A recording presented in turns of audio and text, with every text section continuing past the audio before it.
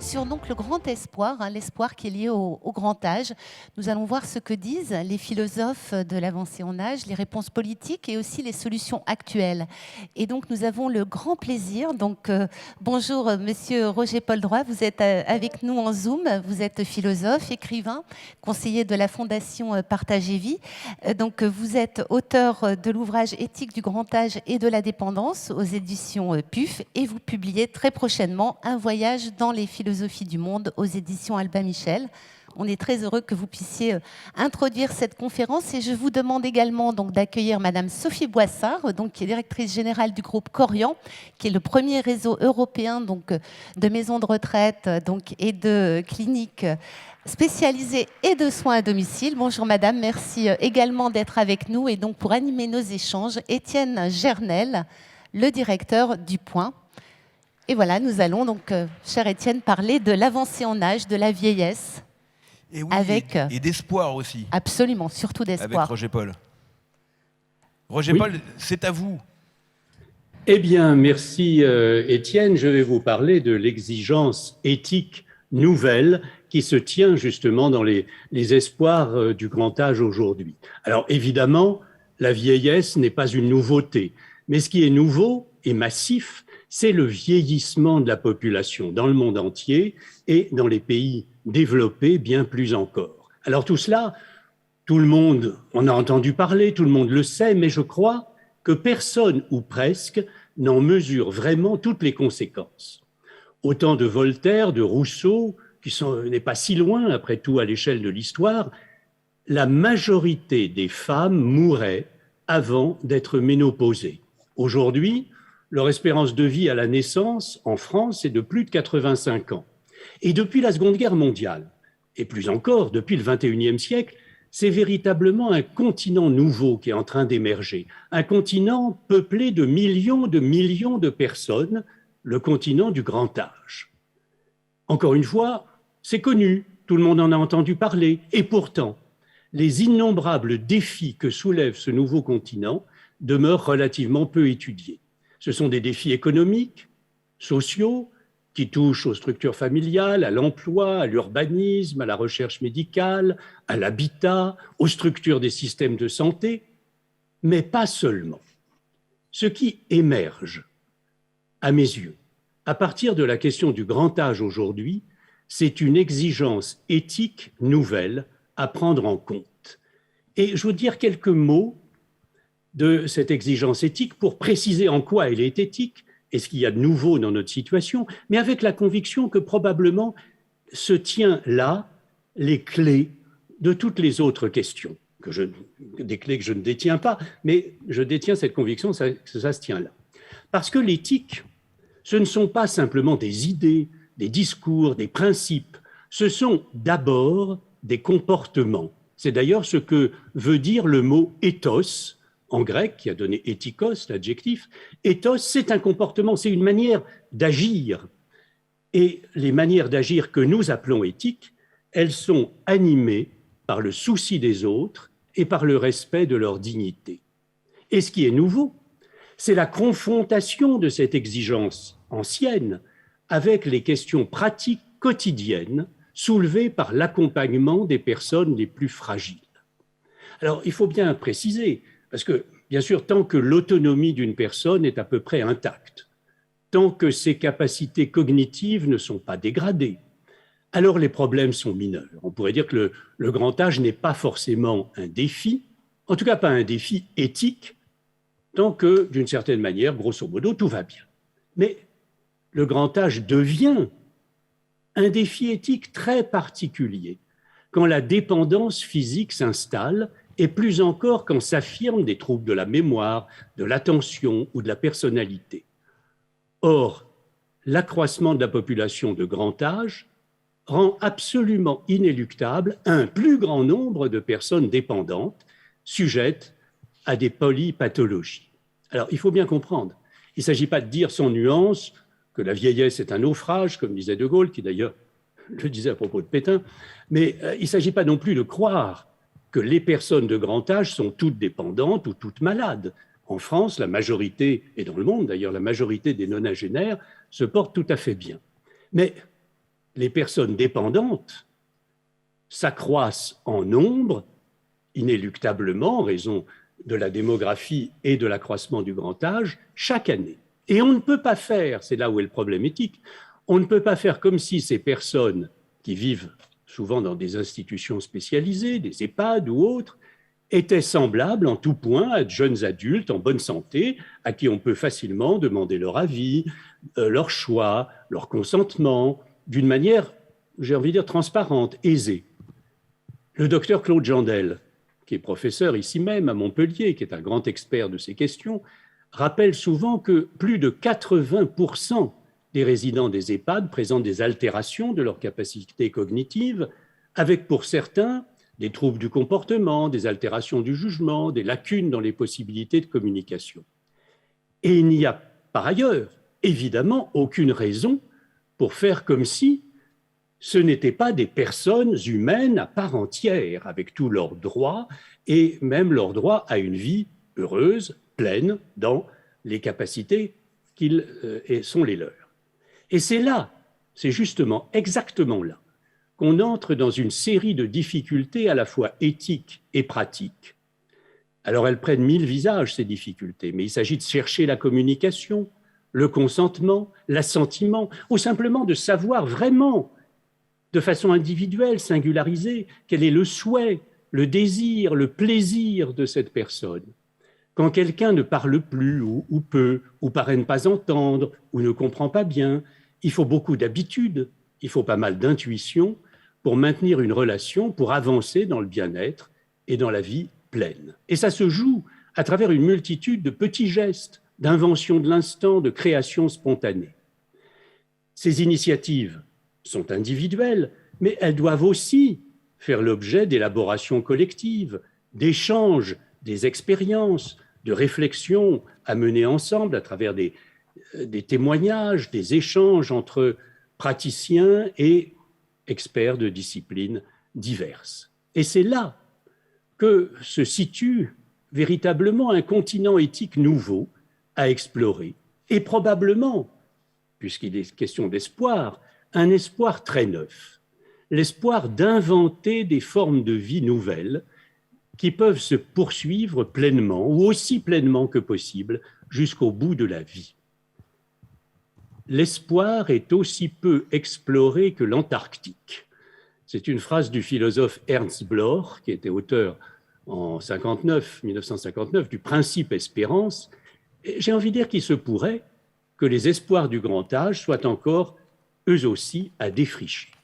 En tout cas, c'est ce que j'ai compris au cours de ces 3 dernières années en conduisant les travaux de réflexion éthique de la Fondation Partage et Vie, qui est une fondation d'intérêt public, sans but lucratif, qui gère plus d'une centaine d'établissements pour personnes dépendantes ou fragiles. Et nous avons organisé de multiples enquêtes, des rencontres, des groupes de travail, pour proposer d'abord une déclaration éthique qui a été publiée au début de 2020 et qui insiste sur ce fait.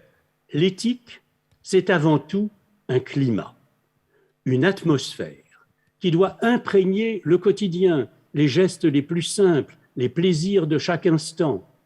Cette déclaration a été élaborée par des échanges entre celles et ceux qui sont sur le terrain, médecins, personnel soignant, personnel administratif, et aussi des experts, sociologues, psychologues, philosophes, comme Axel Kahn, dont je salue la mémoire, Boris Cyrulnik, Maurice Cantos-Perber, Frédéric Worms, Yves Agide, Didier Sicard, bien d'autres qui ont participé à nos travaux.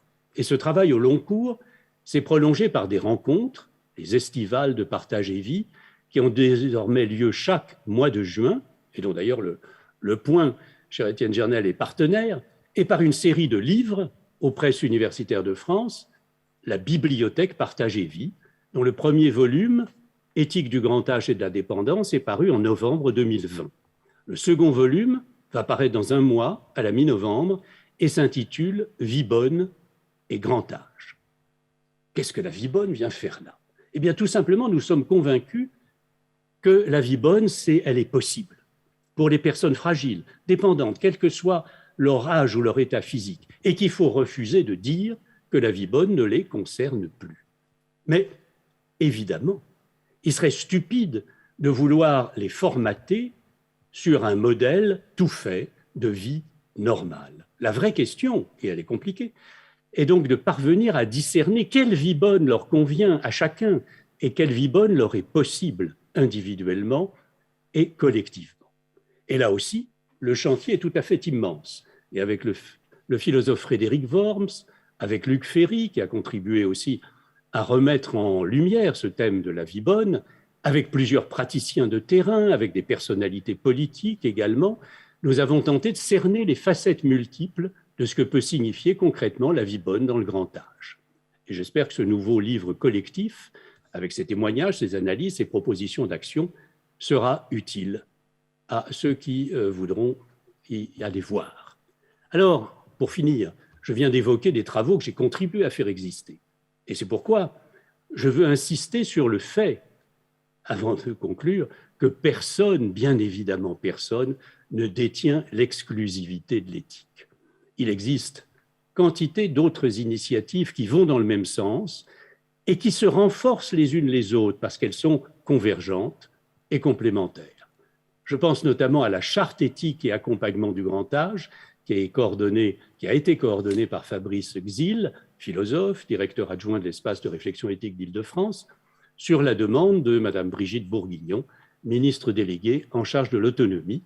Et c'est un document absolument remarquable et important. Les réflexions à développer, les actions à mener concernent tous les acteurs et je crois qu'elles concernent finalement plus largement chacun de nous dans ses méditations comme dans ses conduites.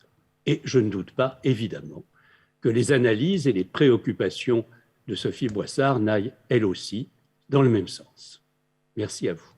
Merci infiniment, Roger-Paul Droit, qui prouve une fois de plus, on peut l'applaudir, qu'on peut réconcilier l'intelligence et la gentillesse. À chaque fois, on se sent toujours un peu plus heureux après vous avoir écouté. Et on a l'impression d'être un peu plus intelligent, ce qui est peut-être le cas, et peut-être pas d'ailleurs, mais on vous écoutera à nouveau. Merci mille fois pour tout ça. Sophie Boissard, j'ai envie de vous poser la question. Pour vous, qu'est-ce que la vie bonne ? Qu'est-ce que ça vous évoque, ce concept de vie bonne, qui ne devrait pas être donc refusé aux plus vieux et aux plus dépendants d'entre nous ? Eh bien, d'abord, je voudrais remercier Roger-Paul Droit pour ce propos et dire que je trouve les travaux qu'il a conduits au sein de la Fondation Partage et Vie absolument remarquables. Et effectivement, comme vous l'avez dit, il bénéficie plus largement à tous ceux qui s'intéressent à ces questions. La vie bonne, en fait, c'est la vie, en réalité, qui fait sens jusqu'au bout. Et quelles qu'en soient les conditions, c'est la vie digne. C'est la vie aussi dans laquelle, d'une manière ou d'une autre, on se sent utile. Et je voudrais dire que nous avons conduit avec un certain nombre là aussi de personnalités, de philosophes, une association que je pense Roger-Paul Droit connaît qui s'appelle Hold Up. Hold Up, qui a été construite par des octogénaires devenus nonagénaires maintenant, avec l'idée de dire finalement c'est à nous de dire ce que nous voulons pour cette dernière phase de la vie. Et nous avons travaillé avec eux sur finalement qu'est-ce qu'être utile quand on est très âgé, qu'on n'a pas forcément tous les moyens d'action qu'on a eu, que parfois on a aussi des capacités cognitives moins éveillées ou émoussées ou même diminuées. Et on est arrivé à la conclusion qu'il y avait plein de manières en fait de manifester cette utilité à la maison, dans une collectivité, dans un territoire, en contribuant aussi à la mémoire orale, donc aussi en transmettant aux générations futures. Donc je crois qu'une vie bonne est une vie, encore une fois, digne, une vie dans laquelle on est en relation avec ceux qu'on aime et dans laquelle on a le loisir de décider autant que faire se peut pour soi. Et alors, est-ce que ça n'entre pas en contradiction avec, c'est vrai, et peut-être que d'ailleurs moi-même j'en fais l'apologie, ce culte de la performance dans les sociétés occidentales, dans les sociétés industrialisées, où on vante toujours la performance, la réussite. Comment est-ce qu'on valorise la vie, l'utilité de la vie, des derniers instants de sa vie, quand en plus on a des capacités cognitives qui sont émoussées? Comment est-ce que ça s'articule dans notre psyché collective, ça? Comment est-ce qu'on dit, bah non, ouais, c'est pas parce qu'on n'est pas le meilleur, qu'on n'est pas un grand sportif ou un grand chercheur ou un grand quelque chose, qu'on ne l'est plus en tout cas. Comment est-ce qu'on articule ça? Moi, je crois qu'il faut qu'on revienne à l'essence même de l'humanisme qui nous est commun et qui est que chacun a sa place dans une société, que chacun d'entre nous va mourir, chacun d'entre nous aura un temps de vie dans lequel il sera diminué par rapport à ce qu'il a été à sa pleine jeunesse. C'est le sens même d'être un homme, d'être un humain, et que c'est finalement dans cette chaîne de solidarité que fait une société. La valeur d'une société se mesure à sa capacité à être auprès des plus fragiles. Et vous avez raison, Étienne, je pense que c'est aujourd'hui sans doute un des points de difficulté, un des points de contradiction perçus, qu'une société qui valorise sous toutes ses formes, regardez les réseaux sociaux, regardez les films, regardez la publicité, regardez toutes les formes possibles et imaginables, la jeunesse jusqu'au bout, la jeunesse éternelle, et tout en sachant profondément, intimement, personnellement, chacun d'entre nous le sait, que nous sommes mortels, que nous vieillissons, que nous avons des ennuis de santé, que nos proches en ont, et que les âges fragiles sont partie intégrante de la vie. C'est même ça qui fait le sens de notre vie. Est-ce qu'on en prend conscience de ça? Alors là, je vais faire un peu de critique, d'autocritique médiatique. C'est que on voit les journaux, il y en a certains qui sont spécialisés dans le troisième âge, ou quatrième, plutôt le troisième âge, représente souvent en couverture, et je dis ça, je me mets dedans, parce qu'une fois on avait fait une couverture d'ailleurs sur ce sujet-là, et on avait fait un peu la même chose, et souvent c'est représenté par un visage de femme, en général c'est une femme, et qui a l'air plutôt d'avoir 45 ans que d'en avoir 75 ou 85. Et je ne sais pas d'ailleurs quels âges elles ont en vrai, parce qu'on ne leur a pas demandé heureusement d'ailleurs leur papier, mais est-ce qu'il n'y a pas une forme de déni collectif, y compris d'ailleurs des gens qui sont concernés, de ce vieillissement? Dire, voilà, oui, on vieillit, quoi qu'il arrive, on vieillit, mais quand on représente des personnes âgées, on les représente plus jeunes qu'elles ne le sont en réalité. Je crois que c'est simplement une façon qu'on a tous de se protéger par rapport à cette angoisse existentielle de la mort et de la dégénérescence. Et donc, on n'a pas envie de se confronter de manière crue à ce que cela peut représenter. Je pense que c'est effectivement une forme de protection. Mais souvent, en ne disant pas les choses, en ne les accueillant pas, finalement, on les rend plus angoissantes qu'elles ne sont. Et Jérôme Gage, qui a beaucoup travaillé sur ces sujets-là et qui était à votre place l'an dernier, c'est l'an dernier, me semble-t-il, lui, il disait il y a un tabou de la mort, en tout cas un tabou collectif, on ne veut pas la regarder. Et l'un des sujets sur le grand âge, dit-il, c'est qu'on n'a pas eu le courage, en tant que société, de regarder ce sujet-là, parce qu'il disait, quand on rentre dans un EHPAD, on a quelques années d'espérance de vie, mais a priori, sauf passage transitoire, en général, on y meurt. Est-ce que c'est pas ça aussi le sujet? C'est la difficulté que nous avons, nous, de regarder la mort en face. Je crois que c'est pour le coup une vérité éternelle et de tous les âges. La mort, comme le soleil, ne peut se regarder en face, certainement. Mais plus profondément, je pense aussi qu'on se fait une représentation, on focalise aujourd'hui en France en particulier cette question de la vieillesse et de la mort à l'image qu'on se fait des établissements pour personnes âgées dépendantes, donc des fameux EHPAD, des maisons de retraite médicalisées, sans prendre en compte ce que disait d'ailleurs Roger Poldroy, c'est qu'en réalité, l'immense majorité des personnes, en réalité, ne séjourneront pas n'auront pas à faire face à une situation de dépendance cognitive avancée. En réalité, ça n'est qu'à l'âge de 95 ans dans la population française aujourd'hui qu'on trouve plus d'une personne sur deux vivant dans une maison de retraite médicalisée. Donc ça, c'est un premier élément. Les formes de vieillesse sont en réalité beaucoup plus diverses que ce que l'on imagine, ce que l'on craint. Ça, c'est pour premier élément. Et le deuxième élément, il se passe dans les maisons de retraite médicalisées, dans les lieux en fait, où vivent ensemble des personnes âgées ou très âgées, des choses extraordinaires.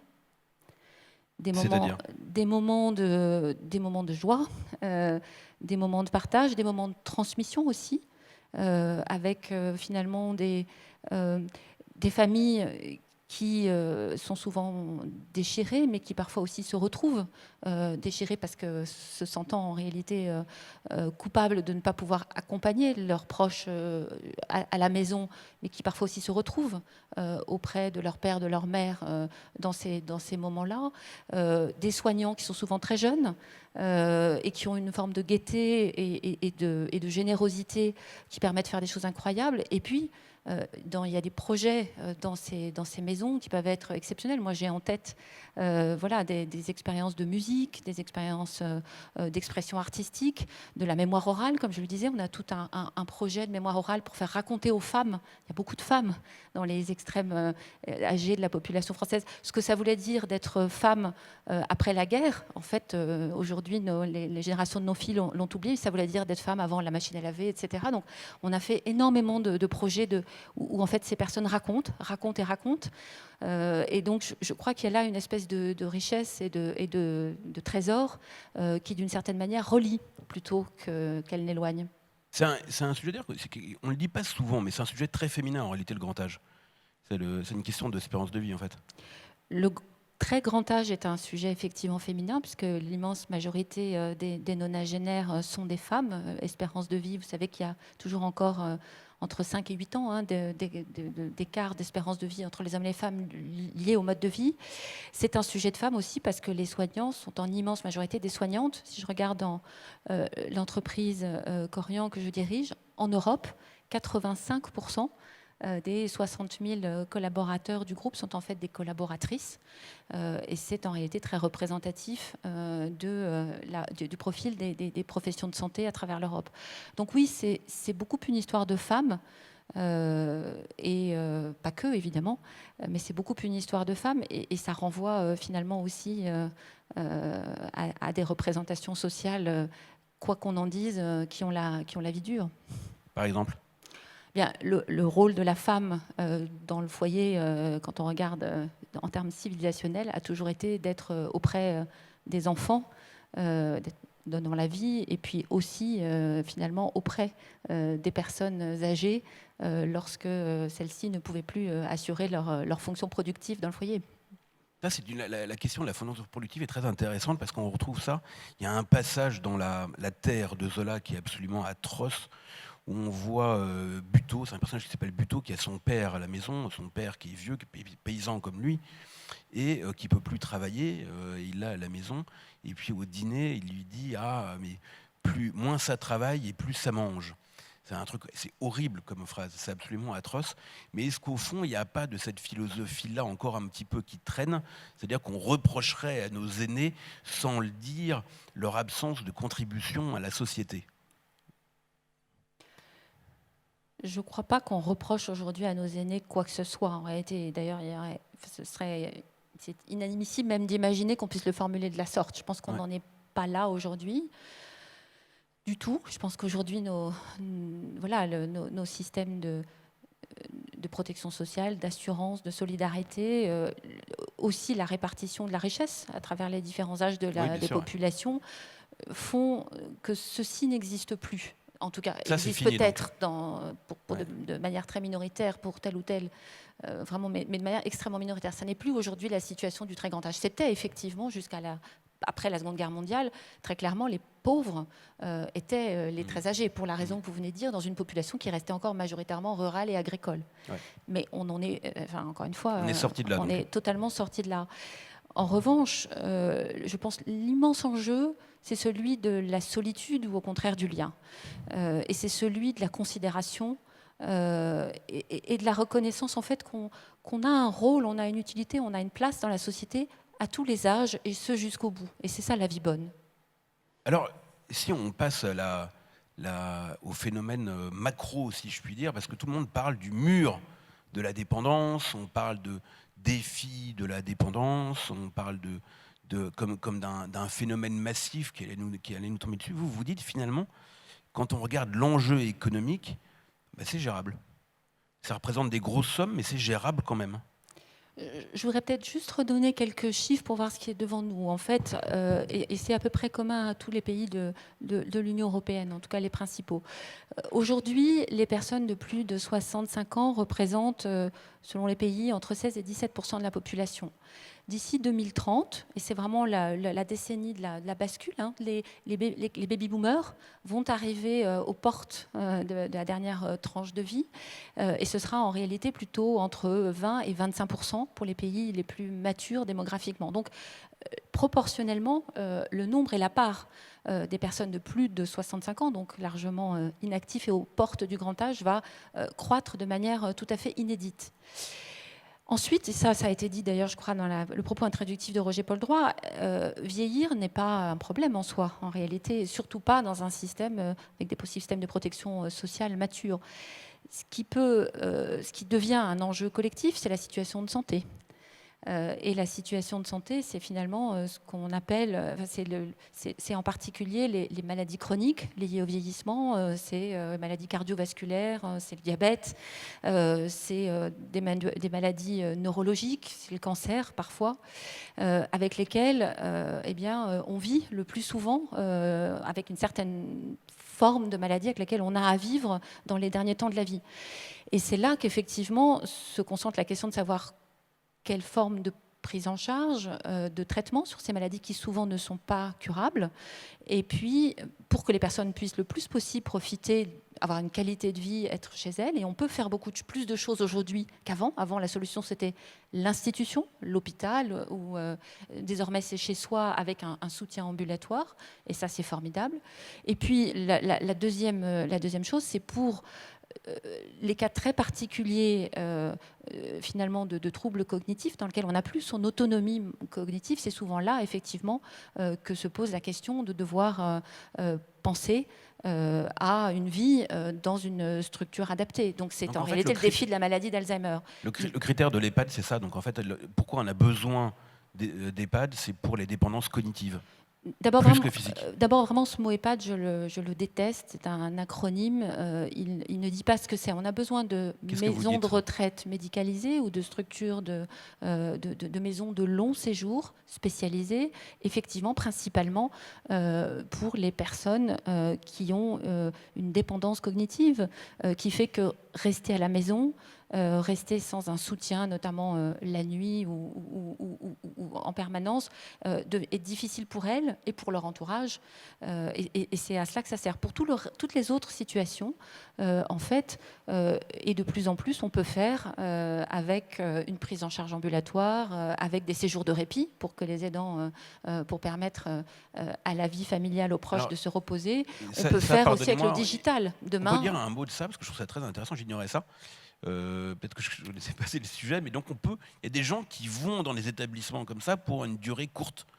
C'est pas un établissement dans lequel on rentre et dont on ressort en général les pieds devant quelques années plus tard. C'est pas ça. On peut en sortir.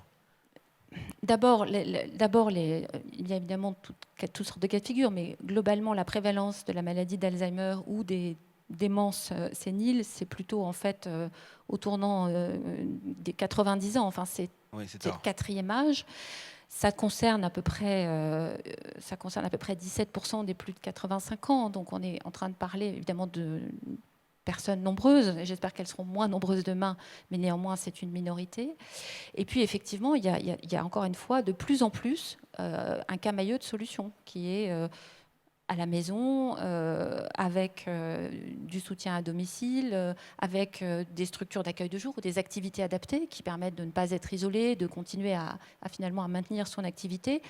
Et puis, ça peut aller jusqu'à effectivement, de temps en temps, des séjours de répit pour les dents ou d'ailleurs des séjours de bilan de santé, jusqu'à effectivement le fait d'aller s'installer durablement dans une structure médicalisée ou d'ailleurs dans un logement adapté avec à proximité une équipe médicale qui va pouvoir intervenir si nécessaire. Et je pense que c'est ce qui est vraiment notre objectif à tous dans la décennie qui vient, d'organiser finalement nos systèmes de santé autour de ce qui est notre défi de santé publique, la prise en charge des malades chroniques âgés, le plus possible chez eux, et le plus possible en respectant leurs souhaits et leurs aspirations d'individus. Alors, sur ce point-là, ce qu'on appelle l'hybridation, en fait, c'est des établissements qui accueillent, qui rendent visite, mais c'est pas ce que vous nous dites, c'est qu'il n'y a pas une rupture on-off entre je suis chez moi et je suis dans un établissement spécialisé. C'est qu'il y a énormément de modes intermédiaires. Je pense qu'il est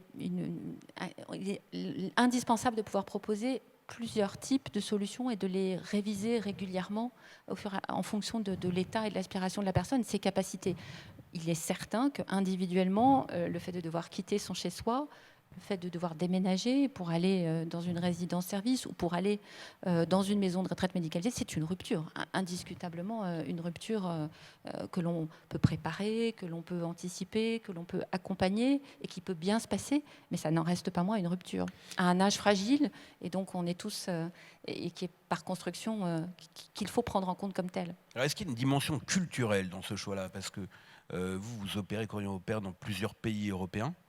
Est-ce que les Italiens, par exemple, ou les Allemands, les Néerlandais fonctionnent comme nous? En tout cas, une chose est importante, et c'est une des raisons pour lesquelles je pense vraiment qu'un groupe comme Corian peut apporter à cette question de la prise en charge des fragilités, et en particulier celle du grand âge. Il y a beaucoup à prendre dans les différents pays européens qui ont le même fond culturel, les mêmes traditions, les mêmes attentes en termes de qualité de prise en charge médicale, mais quand même des organisations sociales très différentes. Et effectivement, il y a des grosses différences. Prenons l'Italie et les Pays-Bas, c'est deux exemples intéressants. En Italie, encore aujourd'hui, alors même que l'Italie a fait finalement son baby-boom avant la guerre, et a eu une démographie extrêmement basse dès les années 70. Donc on a en fait des familles à enfants uniques qui arrivent aujourd'hui proches du grand âge. Eh bien, la tradition absolue, c'est la personne doit rester chez elle jusqu'au bout, sauf, encore une fois, situation de grande dépendance. Et du coup, les maisons de retraite médicalisées en Italie sont vraiment très, très médicalisées et en réalité accueillent à peu près 2 fois moins proportionnellement de personnes qu'en France. Et il y a beaucoup de soutien informel à domicile, avec beaucoup de travail au noir, c'est aussi l'Italie. Donc en fait, les réseaux structurés d'aide à domicile ne marchent pas très bien parce que finalement, ça ne correspond pas à l'organisation sociale et familiale italienne.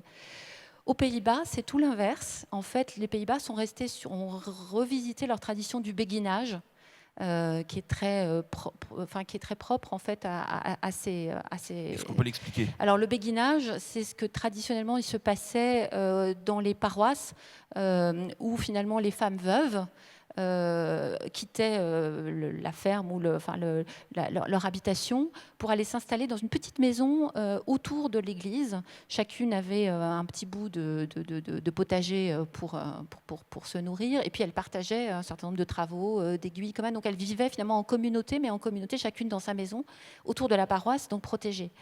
Et on a en fait aujourd'hui beaucoup redéveloppé ces béguinages, donc c'est finalement ces habitats partagés, pour des personnes totalement autonomes mais qui ne veulent pas être isolées, ou pour des personnes qui souffrent de troubles cognitifs mais qui finalement partagent des toutes petites communautés. On est 10, 20 personnes, font les courses. On a évidemment des auxiliaires de vie sur place qui vivent sur place et qui finalement vivent avec cette communauté.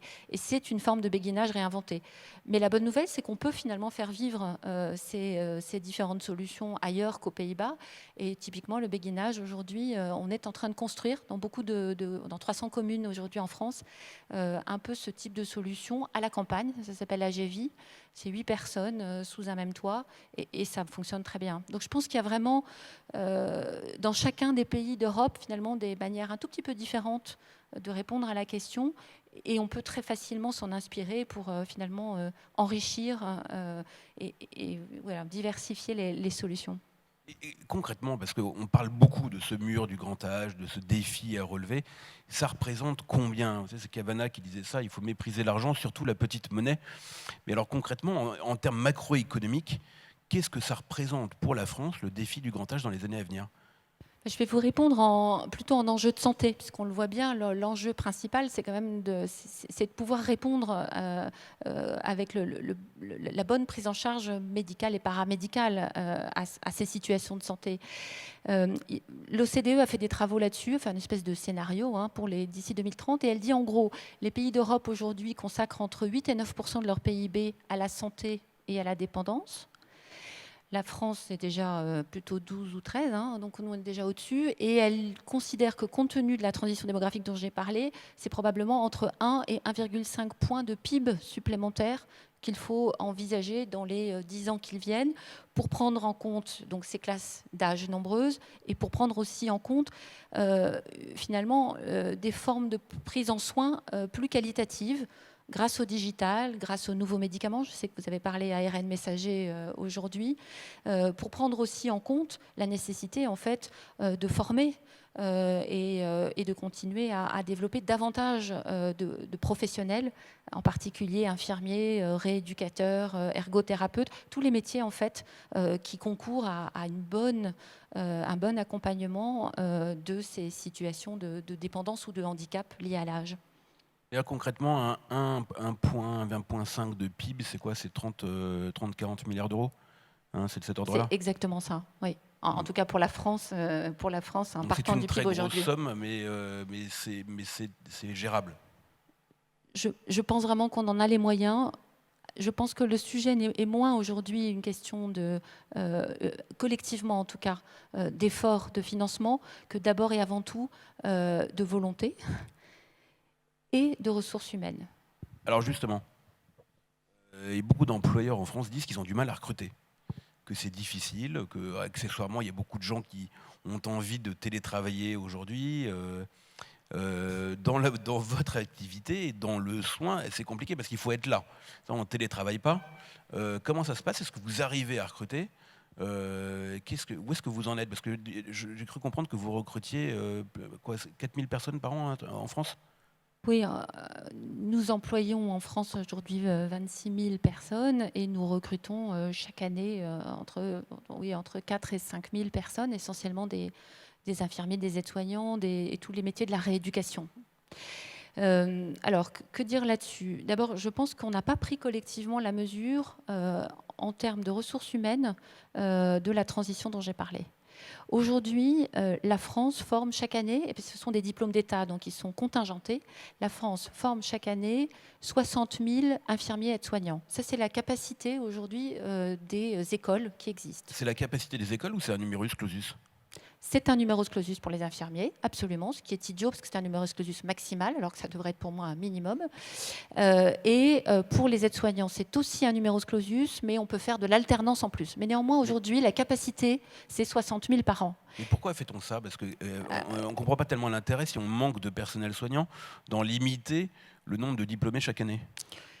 Je pense qu'on est encore à raisonner, on n'a pas encore totalement pris collectivement la pleine mesure du défi qui est devant nous. Si on regarde aujourd'hui démographiquement l'augmentation de la population très âgée et le développement, la prévalence des maladies chroniques lourdes, il faut probablement former entre 50 et 100% de professionnels de santé paramédicaux de plus chaque année. Et il faut le faire tout de suite. Un infirmier, c'est entre 3 et 4 années pour le former.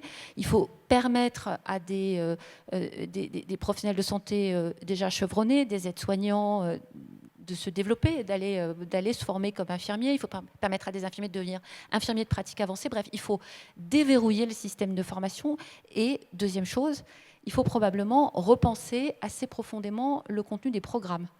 Parce que ce n'est pas pareil d'avoir été formé comme professionnel de santé pour combattre des maladies infectieuses et finalement pour réparer avec tous les progrès formidables de la chirurgie au cours des dernières décennies, que d'être formé pour accompagner, soutenir des capacités dans le cadre, encore une fois, d'une pathologie au long cours chronique. quand vous êtes diabétique, vous ne pouvez pas guérir du diabète. En revanche, selon que vous soyez plus ou moins bien soutenu, accompagné, y compris à distance, y compris chez vous, votre qualité de vie et vos capacités préservées vont être très très différentes. Et donc, c'est une autre approche, c'est plusieurs approches du soin qu'il faut aussi aujourd'hui développer et qui font énormément appel aux qualités relationnelles, à l'empathie, à la stabilité émotionnelle aussi. Et donc c'est tout ça en fait qu'il faut qu'on injecte dans la formation avec probablement une démultiplication aujourd'hui des cursus de formation. Et ça, j'ai bon espoir qu'on y arrive, mais il faut le faire maintenant. Parce que c'est quand même trop difficile de dire on n'a pas les ressources pour bien accompagner les personnes.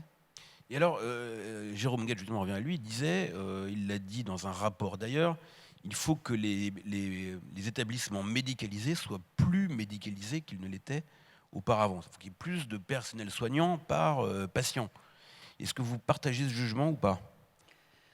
Je le partage d'ailleurs quand je regarde ce que nous avons fait, nous, en France. Nous avons progressivement augmenté dans nos maisons de retraite médicalisées le nombre de soignants présents et le nombre de personnels en général présents par personne accueillie pour prendre en compte ce qu'on appelle la charge en soins, c'est-à-dire en fait l'intensité de présence nécessaire. À peu près, on a augmenté d'à peu près 10% en moyenne au cours des 3 dernières années. Mais je suis absolument convaincue qu'il faut penser à la fois quantité et surtout qualité. Donc je reviens absolument sur la nécessité de déverrouiller les formations. Aujourd'hui, encore une fois, ce sont des formations d'État, dans des écoles d'État. C'est notamment le cas pour les infirmiers, c'est vrai aussi pour les kinés. C'est absolument indispensable qu'on permette d'accéder à ces formations par la voie de l'alternance et de l'apprentissage. Mais alors dites-moi, les robots, parce qu'on nous a beaucoup parlé à une époque des Japonais qui développaient des robots pour aider leurs aînés. C'est une légende, c'est une chimère. Ou est-ce que les robots peuvent aider les personnes âgées ? De manière générale, je pense que la révolution digitale dans les services de santé et de soins, elle est juste devant nous, elle commence. Avec la crise, l'épreuve du Covid, on a vu à quel point disposer de données fiables, pouvoir communiquer en temps réel, coordonner à distance, c'était quelque chose de tout à fait vital. Des robots pour remplacer des soignants, pour moi, jamais, a fortiori quand on parle, encore une fois, de patients fragiles et âgés. Des robots pour avoir, entre guillemets, ce que j'appellerais des soignants augmentés, c'est-à-dire en fait que toutes les tâches pénibles, les tâches de déplacer un malade, les tâches de tracer l'exécution d'un traitement soient automatisées, évidemment. Et là, je pense que la santé... tracer l'exécution d'un traitement, qu'est-ce que... Typiquement, quand vous avez une distribution de médicaments à faire le matin ou à vérifier que effectivement telle analyse a bien été faite, plus on va automatiser cela avec un code barre, plus en fait on va dégager du temps mental et de la simplicité d'usage pour l'infirmier ou pour le soignant qui est présent. On va lui permettre de faire des choses à plus grande valeur ajoutée. Donc moi, je crois beaucoup à la robotique et plus largement au digital, au numérique, pour améliorer drastiquement la qualité de vie au travail des soignants. Et c'est vraiment aujourd'hui, pour moi, l'axe majeur. Je crois aussi énormément au digital et au numérique pour faciliter un suivi à distance pour des personnes dans leur vie au domicile. Donc il y a aussi toute une dimension de patient augmenté au sens dans un environnement plus sécurisé et en même temps avec plus de liberté. Mais je ne crois pas du tout aux robots comme substitut à la présence bienveillante et bienfaisante d'un soignant auprès de quelqu'un de fragile. Je crois qu'on peut tous s'accorder là-dessus. Je vais peut-être vous donner juste un exemple de ce que ça veut dire, en fait, comment le digital peut augmenter les choses, qui est tiré d'un projet qu'on a conduit aux Pays-Bas, où en fait, pour des personnes... dans une maison de retraite en l'occurrence, et parfois qui avaient tendance un peu à se perdre, mais qui avaient très envie de continuer à pouvoir sortir, à se promener dans leur quartier, dans leur environnement familier. On a finalement construit un petit bracelet, alors avec leur accord, celui de leur famille, et une carte en fait mobile qui fait que quand la personne va se promener, eh bien, on sait où elle est dans la ville et on a aussi un réseau finalement d'amis qui sont mobilisables si on voit que la personne est partie depuis un certain temps et puis que manifestement elle tarde à retrouver son chemin ou à revenir. Eh bien, on va aller appeler le correspondant. Alors ça, c'est possible évidemment dans une petite aire urbaine où on a vraiment pour aller aider la personne à revenir, à retrouver son chemin vers chez elle. Et donc, ça veut dire quoi ? Ça veut dire en fait qu'on préserve au maximum, qu'on respecte la liberté d'aller et venir et la capacité finalement de vaquer d'une personne, même lorsqu'on sait qu'elle peut très bien avoir un trou de mémoire et un temps de confusion qui va lui rendre difficile le fait de revenir. Hélène. Oui, alors nous arrivons déjà presque au terme de cet échange tout à fait passionnant, mais Madame Boissard, moi j'avais envie de vous poser rapidement 2 questions. La première, Roger-Paul Droit donc, a évoqué la charte éthique, fruit des travaux coordonnés par Fabrice Zil, et je voulais savoir comment vous vous empariez de ce type de travaux pour vous-même, pour vos équipes sur le terrain. Et la deuxième question qui était un petit peu dans la suite de la question d'Étienne sur l'utilité sociale donc des personnes âgées, on a quand même vu à un moment de la crise l'émergence de ce discours, les jeunes ont été sacrifiés au profit des plus âgés. Et j'aurais aimé que vous puissiez nous dire un mot peut-être de toutes les actions que vous menez en faveur de l'intergénérationnel et qui peut-être va vraiment permettre de clore définitivement ce débat. Alors, première question, la charte éthique, oui, je pense que c'est un travail remarquable qui a été mené par Fabrice Gzil, auquel on a contribué. On a nous-mêmes, l'année dernière, repris avec un grand nombre de groupes de travail dans les pays, essentiellement les soignants, un travail sur notre propre charte éthique, à partir de cas très concrets.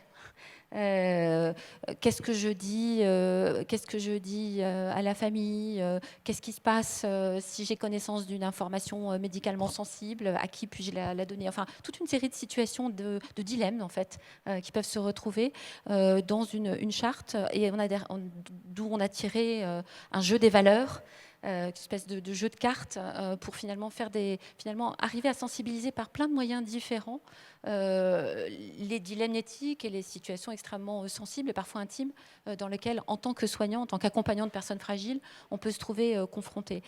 Et ce travail, on le conduit avec le soutien d'un conseil de parties prenantes dans lequel on a des représentants d'associations, France Alzheimer, des représentants de soignants, des organisations syndicales et un certain nombre d'académiques qui nous accompagnent parce que c'est en permanence, c'est très sensible et donc voilà, on est sur un chemin, mais en tout cas c'est un chemin qui est pour moi absolument essentiel, probablement le plus essentiel dans la justesse de ce que l'on fait. L'intergénérationnel, génération sacrifiée, pas.